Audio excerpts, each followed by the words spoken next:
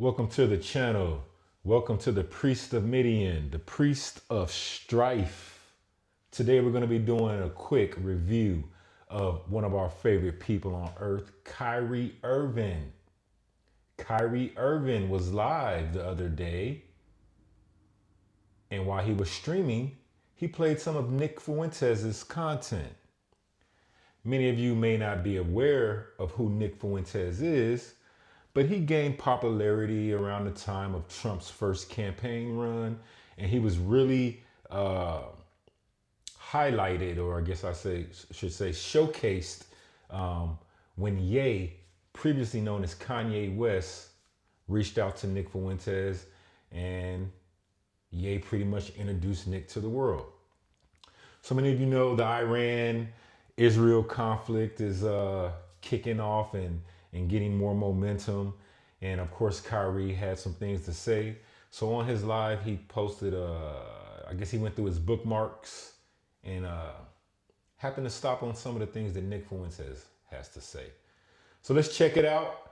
I'm gonna give you my opinion, well, not my opinion, my understanding, which is not my opinion, on the situation. So let's hear what Kyrie has to say.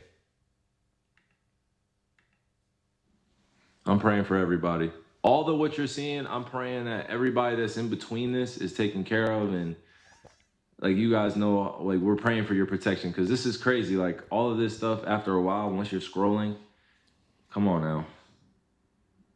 After you get done scrolling, it's just, I'm praying for everybody involved in this, man, because it's innocent people in between it. I'm praying for everybody, because this is... All right, here comes Nick. Immense influence in Saudi Arabia, the Emirates, Bahrain, Qatar. They control Syria and Jordan by proxy effectively, and Iraq. With Iran out of the picture, they not only control the Middle East, they control the Suez Canal, the Red Sea, but also the Persian Gulf.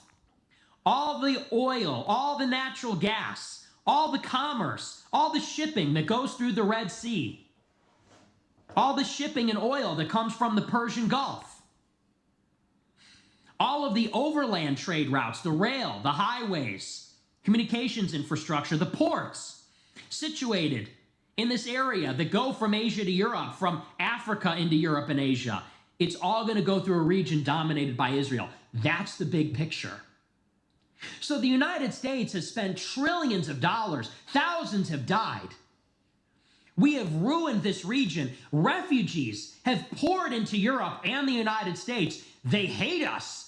They will carry out terrorist attacks in our lifetimes because of this.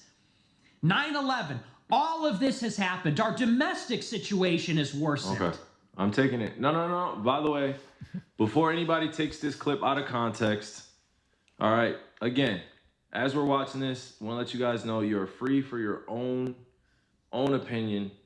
But as I'm watching this video, it does not mean that I support everything he says or everything that he's getting across, all right?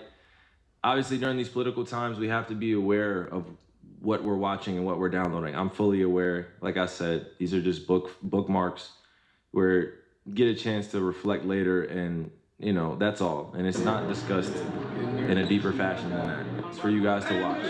There you go. You guys are watching live. Live, you guys. I'm going to stop there. I'm laughing because Kyrie's bookmarks and his, feed, it looked just like mine. I tell people all the time, my X feed is toxic. If you a punk, you ain't gonna like my X feed. But hey, so Kyrie bookmarked some of Nick Fuentes' content. Now, me personally, I fucks with Nick. I love Nick. Nick's been right about a lot of things. Me and Nick we're on the same page with pretty much everything that he sees. Now, he goes hard on blacks. And rightfully so to a certain degree. However, there's some things that he's missing in the whole black equation that I'll get to more on this channel at maybe a later date.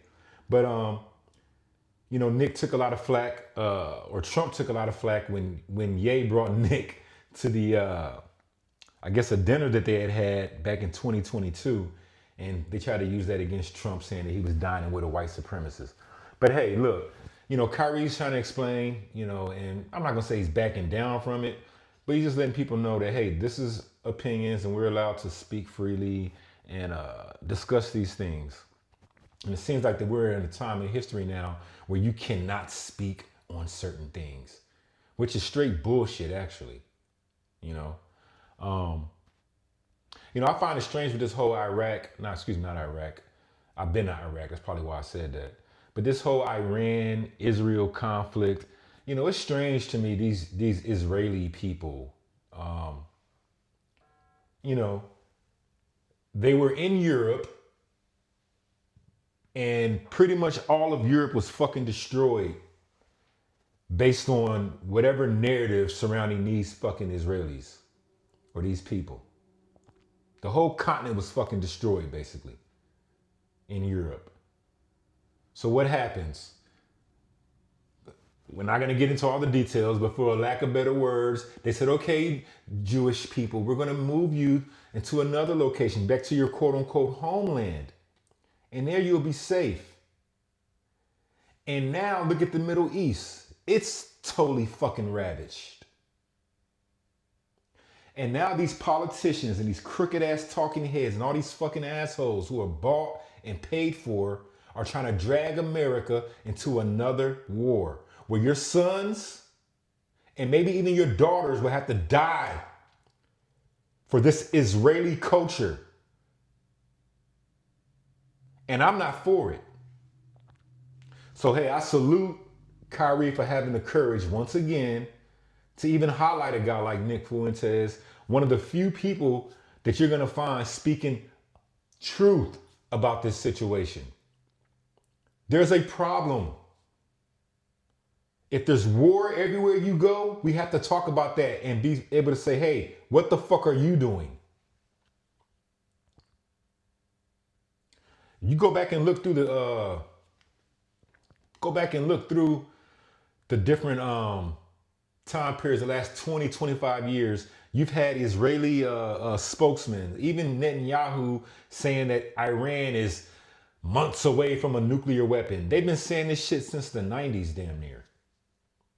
That Iran is months away or a year away or however long away from creating a nuclear weapon because they just want to destroy Israel. Well, here's my question. Where the fuck was Iran in 1948 when y'all were in Europe? Was Iran the issue then?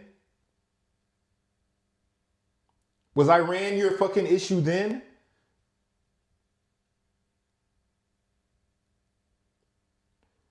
I'm telling y'all, y'all need to wake the fuck up, America.